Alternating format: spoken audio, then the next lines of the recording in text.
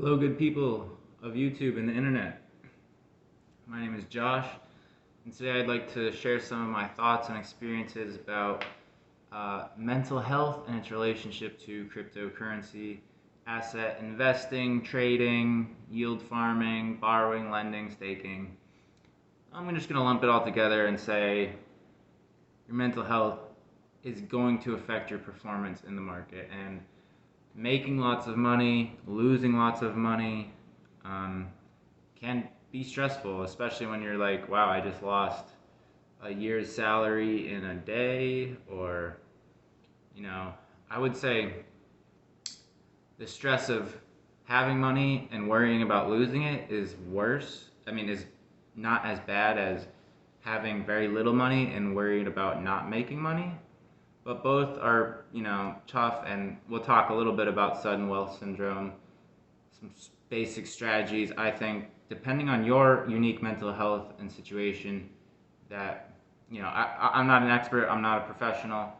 I have had some mental health issues. I do take some medications and, some other, like caffeine, a little bit of alcohol, but I'm not recommending those things. But, I think I've been in the crypto space for 5 years, and I haven't done anything really dumb in about 4 years, so I feel like I do have a little bit of confidence in what I'm saying. But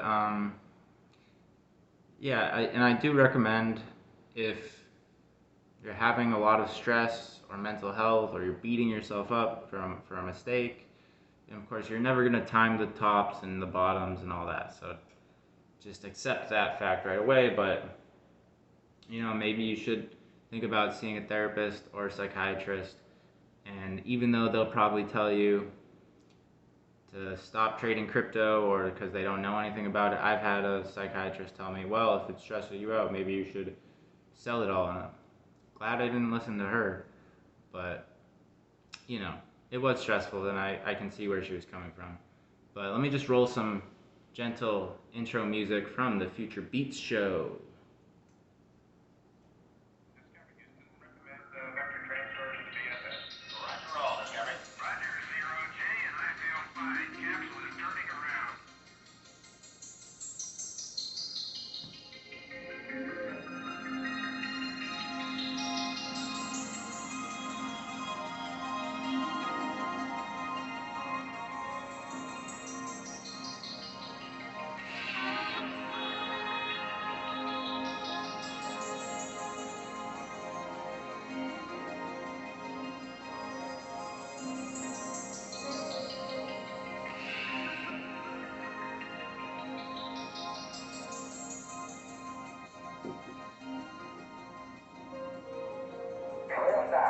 Roger, we'll stop Discovery. Welcome back. A great ending to the new beginning.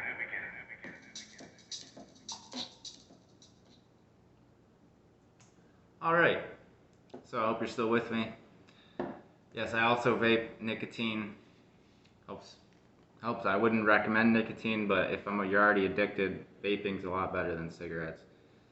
And you know, having a dog, I have a dog, can help. But yeah, my mental health was a lot worse when I had less money. It was very stressful. I didn't have a good career. I was starting a fruit orchard at my parents' house, which I'm still doing. I'm committed to that. But, I'm only making like 10, 15 grand a year on the fruit and cannabis, but which is also stressful, adding to my stress. But um, so yeah, in my personal experience, it's way better to have funds and having some cash or stocks or real estate, or precious metals, not really my thing. Jewelry, clothes, not really my thing. But having not just all your eggs in the crypto basket, and certainly not all your eggs in one crypto itself. But so you should probably make a plan, um, figure out your expenses, what your goals are, your risk tolerance. It's all dependent, very individual. It depends on your income, your stability, whether you have a family, debt, student loans, mortgage, stuff like that. So don't get too greedy. Also, don't get too fearful.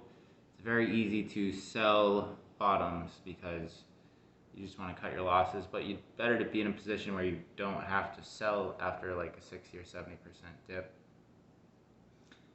So be realistic, have a plan, you know, keep your spending habits lower.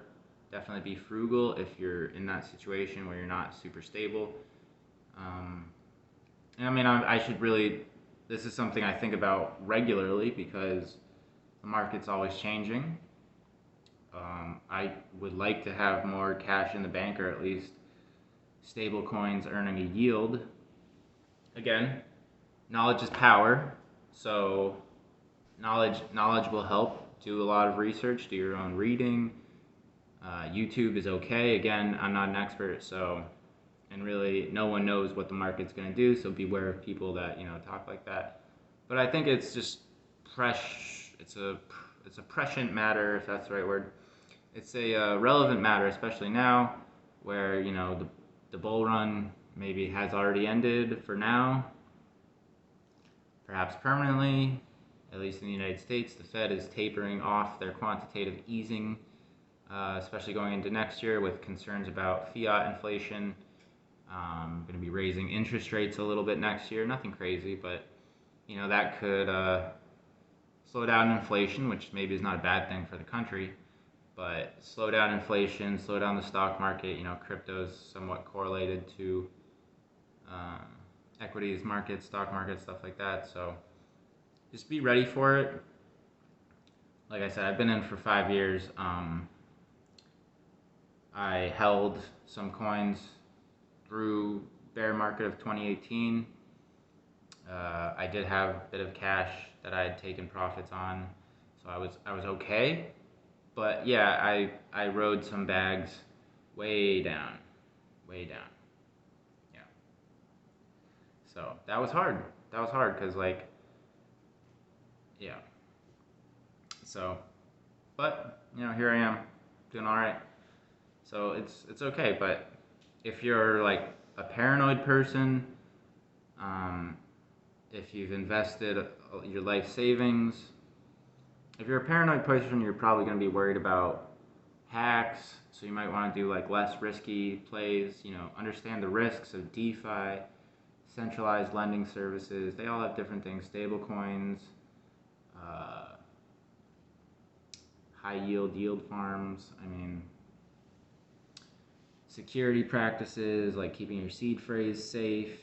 Things you're going to want to think about before. And so if you're thinking about all this stuff, I would suggest going in gradually, dollar cost averaging in.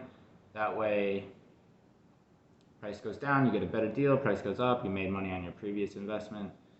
And because when you put a little bit of money in, it will help you feel what it's like, and that may help you think about security and things like that a little better.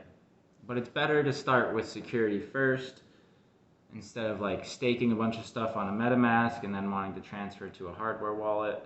Can be stressful, and even if you've ever had that seed on a MetaMask, it's not as secure as if it was only from a hardware wallet. So things like that, exchanges, 2FA, Coinbase Vault type things. Like if you're lending on Gemini to earn a yield, it's kind of nice because maybe they have like a time lock period for unlocking that, and that might help you feel a little better about getting robbed. Secure storage locations, safes, banks, safety deposit boxes, multi-sig, relatives, things like that. I don't want to talk too much about what I do personally because that's a security risk, but and that's another thing. I wouldn't talk too much about it. You really don't want people knowing how much of what that you have. It's just gonna make you worried because people will talk. Oh, my friend made 100 grand or whatever, or he had this many Bitcoin and now they're worth this much, so he must have this much money. And now they're gonna be, asking you for money, or treating you differently, or not helping you out if you actually need help in the future, judging you, telling you to sell when they don't really know much about the market, telling you to buy, asking you for specific financial advice. Um, Maybe the government, and you should understand the tax implications, because not paying taxes could bite you in the ass in the future. So always be prepared for that. Talk to professionals, and yeah, and generally it's gonna be stressful. It's gonna be stressful, even if you have a steady income on the side and you don't need the money, which is the best. Of course, don't invest much more than you're willing to lose, take profits, etc.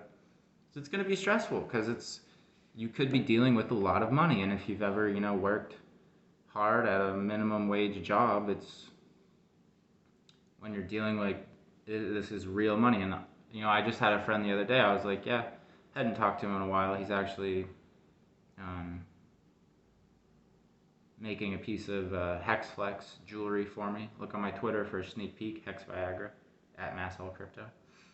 Anyway, so stress is going to be a thing, because unless you were born wealthy or whatever, and maybe it won't be so stressful. In which case, you're going to be probably taking a higher risk and making higher gains.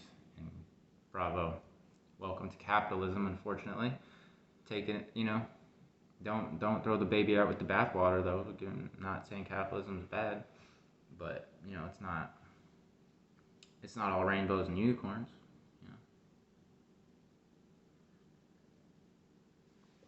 You're gonna be stressful, but like I said, it's better to be stressed about losing money than not having any money.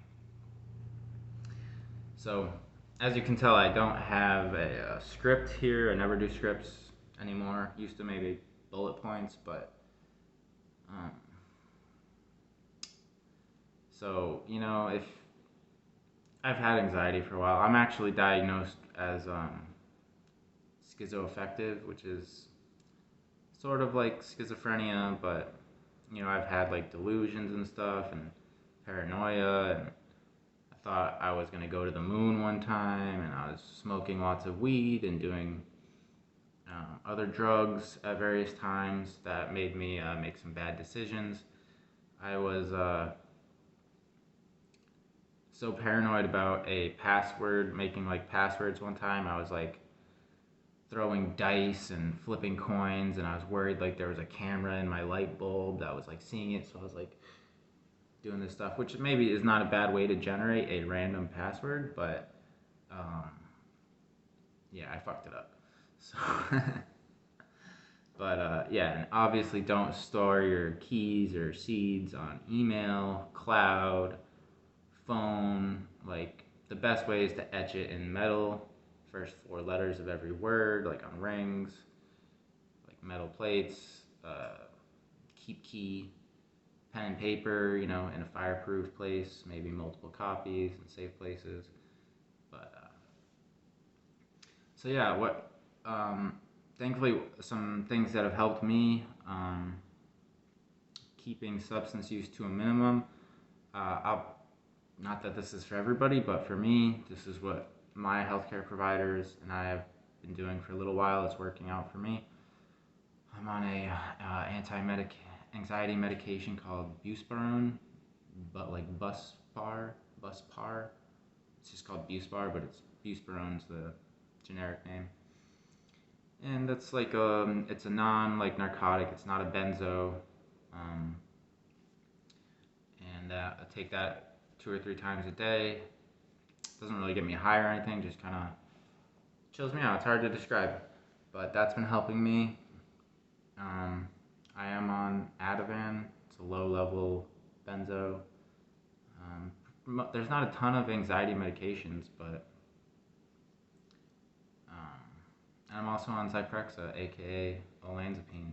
Just kind of like a mood stabilizer. It keeps me from being too manic. Because when I first, like in 2017, I made some money, and I got like manic. Like, I was like, whoa, So sudden wealth syndrome is real. I mean, maybe I was already manic. I tend to be on the manic side and not the depressive side. Not so much bipolar, but just like having thoughts and like thinking my dog is like perfectly helping me stretch, and everybody's like either helping me or paranoid. It's crazy. It's crazy. But yeah, bipolar shit is not good. But the Zyprexa is like a mood stabilizer. It helps me from getting too manic. And through all my mental health struggles, even before crypto, I was having some mental health struggles, and thankfully I had some savings and I didn't burn it. So yeah, with the sudden wealth syndrome, they say if you have good behaviors, it will amplify those good behaviors. If you have bad behaviors, it may amplify those bad behaviors because you have all this money to do those not so great habits that you've had.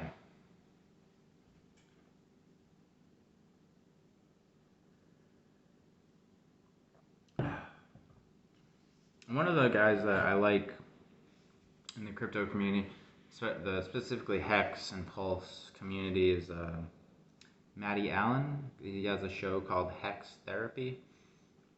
He's talked a bit about sudden wealth syndrome and stuff, and he's good. He's good. Yeah. But also, if you've made some money, even if you know people that have made a lot more money, but if you've had, crypto has improved your life and you earned it, you took the risk, but you didn't have to grind at a really hard job to do it. You've made gains through investing. Be thankful. Be thankful. Always have an attitude that even if things went south, could be worse. If you have confidence and you do research that the downside is not as bad as the upside could be in the future. So do try to stay positive. Of course, people do kill themselves when they lose a lot of money or have other bad things happen. So I would hope you wouldn't do that, because now is generally, I think, a good time to be alive in a lot of ways. In other ways, it's a depressing time, disease, mental health, global tensions, perhaps massive scale economy collapse, climate change, authoritarianism, fascism on the rise, racism still around, misinformation, fake news, people not living in reality. But there's a lot of great things. Technology has some positive aspects, a lot of knowledge. So yeah, focus on your mental health. Partly, and that relates to your physical and maybe spiritual health. Yoga can help, especially if you're at a computer all day. Definitely want to